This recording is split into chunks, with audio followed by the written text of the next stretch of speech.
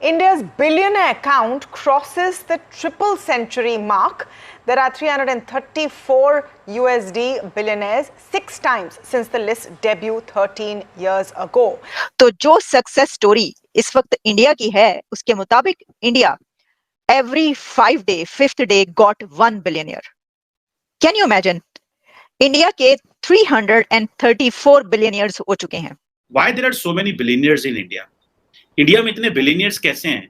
आप देखिए इंडिया के बिलियनियर्स की मुकेश अंबानी को लें, अदानी, गौतम अदानी की फैमिली लें, शिव नडर को लें, सब लोग जो हैं दे आर बिग नेम्स. मतलब how come there are so many billionaires? कि इंडिया को बिलियनियर प्रोड्यूस करने वाली कंट्री कहा जा रहा है. एक दिन के अंदर एक बिलियनियर पैदा कर रहा है. टोटल अगर मैं आपको बात बताऊं, इस साल के अंदर इंडिया ने जो प्रोड्यूस किए हैं 334 बिलियनियर पैदा किए हैं. 75% जो है बिलियनियर्स की तादाद में इजाफा हुआ है. विद इन 1 ईयर भारत में 75% बिलियनियर्स इंक्रीज हुए हैं. तो ये सक्सेस स्टोरी नहीं है तो क्या है? वो तो अपना इंटरेस्ट प्रोटेक्ट करते हैं क्योंकि वो भारतीय हैं, दे आर नेशनलिस्ट. पाकिस्तान के लिए, पाकिस्तान की आवाम के लिए बहुत ही एक अजीब और गरीब किस्म की खबर है कि पाकिस्तान में जिधर हर बिजनेस दिन ब दिन नीचे आता नजर आ रहा है, हर इंडस्ट्री दिन ब दिन नीचे नजर आती आ रही है, वहां पे एक इंडस्ट्री पाकिस्तान की ऐसी है जो पूरी दुनिया में दिन ब दिन ग्रो हो रही है और वो इंडस्ट्री है बैगिंग इंडस्ट्री. दुनिया में जिसके पास पैसा है, जिसके पास रुपया, वही आगे बढ़ता है. उसकी ये सबसे ज्यादा जरूरी है. If there is no business, no life.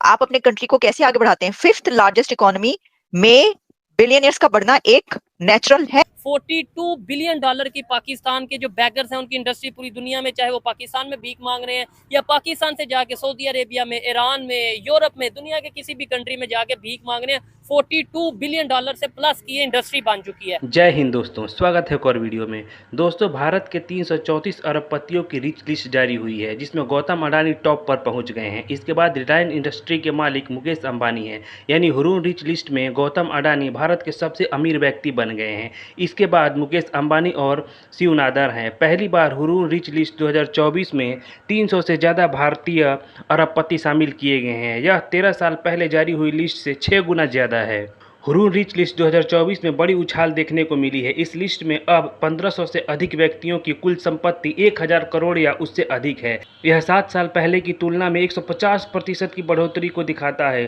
Hurun India ने कुल 1539 अति धनवान व्यक्तियों की पहचान की है, जो पिछले साल की तुलना में 220 की उल्लेखनीय बढ़ोतरी को दिखाता है. हुरून रिच लिस्ट 2024 में 1500 से ज़्यादा व्यक्ति पहली बार शामिल हुए हैं, जो पिछले 5 सालों में 86% की बढ़ोतरी है. इन लोगों की कुल संपत्ति 1000 करोड़ से ज़्यादा है. वहीं पहली बार इस लिस्ट में 334 अरबपति शामिल हुए हैं जिनके पास अरबों की संपत्ति है. और आज तो बैरियर्स ब्रेक हो चुके हैं. ऐसे बैरियर्स ब्रेक किए हैं इंडिया ने. इंडिया की जो सक्सेस स्टोरी सामने आ रही है, भाई वाह, क्या बात है.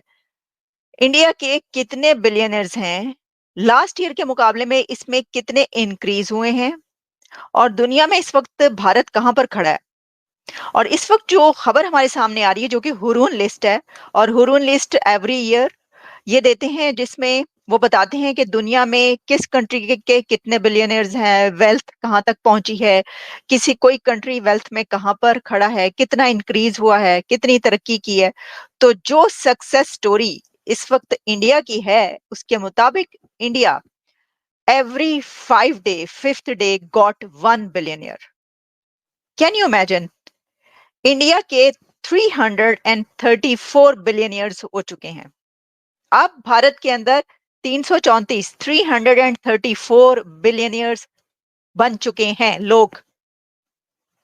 ये 350 लोग जो कि अब जिनके ऊपर बिलियनियर का टैग लग चुका है, ये कोई कम तादाद नहीं है. जब आपको पता चलेगा कि लास्ट ईयर के मुकाबले में ये कितनी है तो आप हैरान रह जाएंगे.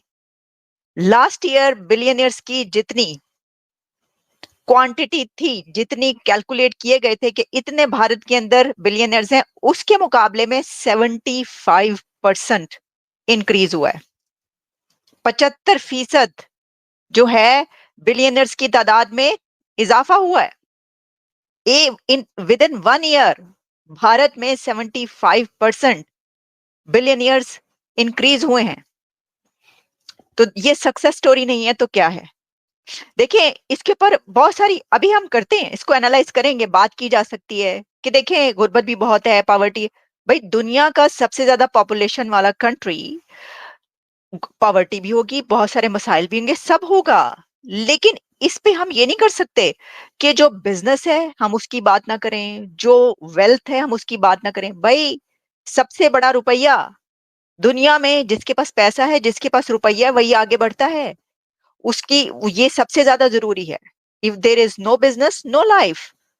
आप अपने कंट्री को कैसे आगे बढ़ाते हैं? 5th लार्जेस्ट इकोनॉमी में बिलियनियर्स का बढ़ना एक नेचुरल है बात, लेकिन इतनी बड़ी तादाद में आगे आना बड़ी बात है। बताएं ये सुन के कैसा लगा आपको? शर्म थोड़ा या इंसल्ट फील हुई कि तो यार सबसे पहले तो हम पाकिस्तानी हैं, हमें इस चीज़ की इंसल्ट बहुत ज़बरदस्त किस्म की फीलिंग आ रही है मुझे, जब आपने ये 42 बिलियन डॉलर्स का जब कहा है पूरी दुनिया में।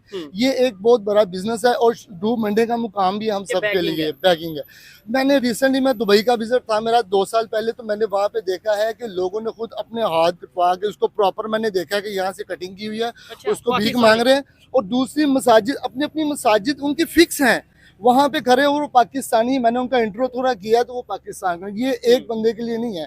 अगर वो एक बंदा इस तरह की कैटेगरी में शामिल है तो हम सब ही इसमें शामिल है। ये पूरी दुनिया का सर्वे है 42 बिलियन डॉलर्स का। अच्छा, इसके बाद आप थोड़ा सा आगे चलें। देखिए इनके हमारे पास यहाँ पे इस मुल्क में इस टाइम जो बेरोजगारी का जो आलम है ना, मैं कुछ इस तरह के इस लेवल के लोगों को जानता हूँ जो बेचारे 25-30 हजार की जॉब करने वाले लोग हैं और घर नहीं चल पा रहे उनके, वो अब कह रहे हैं कि हम इस तरफ चले जाते हैं जहाँ से 60-70 हजार रुपए कमाए जाते हैं, चलो घर का तो सिस्टम चलेगा।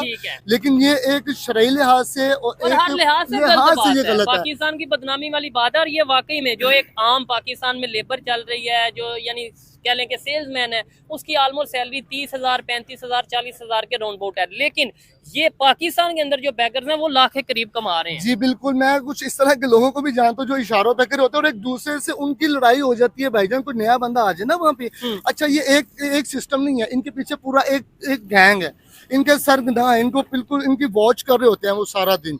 और ये मैंने खुद इस चीज को देखा है कि जो लोग आते हैं हर थर्सडे को बहुत ज्यादा लोग होते हैं, लेकिन रेगुलर ही लोग बहुत आ रहे हैं। आप क्या कहना चाहेंगे इस हवाले से भाईजान? क्या समझते हैं पाकिस्तान के इस टाइम जो मौजूदा सूरत हाल है, महंगाई को लेके, हमारे जो पुलिस के अदारे हैं या ओवरऑल जो यहाँ पे सिस्टम चल रहा है, क्यों नहीं कंट्रोल करता नजर आ रहा? बेकारियों को क्यों नहीं पकड़ते?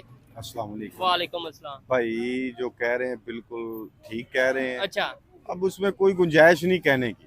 यकीन करें अब तो बिल्कुल ना परेशानी है, इसके अलावा कुछ भी नहीं है। ठीक है। अच्छा गोल्डन भाई, एक और चीज है कि पाकिस्तान पे बहुत से लोग, पाकिस्तानी जो नौजवान है खास तौर पे, वो सोशल मीडिया के थ्रू, इंटरनेट के थ्रू बहुत से पैसे अर्न करते थे, फ्रीलांसिंग करते थे, अपना कोई ना कोई असाइनमेंट करते थे। यूट्यूबर्स हैं, सोशल मीडिया के लोग हैं, लेकिन अब इंटरनेट की स्पीड इतनी स्लो या डिस्टर्ब हो चुकी है कि वो भी नुकसान। तो फिर लोग तो सोचेंगे यार कुछ ना कुछ। बिल्कुल जाहिर है, अब ये जो पढ़े लिखे नौजवान है, जितनी भी हमारी इंडस्ट्री पढ़ी लिखी है, अब उनको मेन काम है हमारा 4G और 5G की तरफ जाने की बजाय हम लोग इसको पीछे लेके आ रहे हैं। आप दुनिया में कहीं भी चले जाएं, आप बिल्कुल 7 जो ममालिक है हमारे, आप इंडिया की मैं यहाँ पे तारीफ करना चाहूंगा, उन्होंने 5G की तरफ चले गए हैं। उन्होंने कश्मीर जैसी जगह पे, कश्मीर हालांकि उनका समझ ले कि एक हिस्सा है और बाज़ दफा कहते हैं कि नहीं भी है, लेकिन वहाँ पे इलेक्शन भी करवाए उन्होंने और वहाँ पे 4G के बाद 5G की तरफ चले गए वहाँ पे।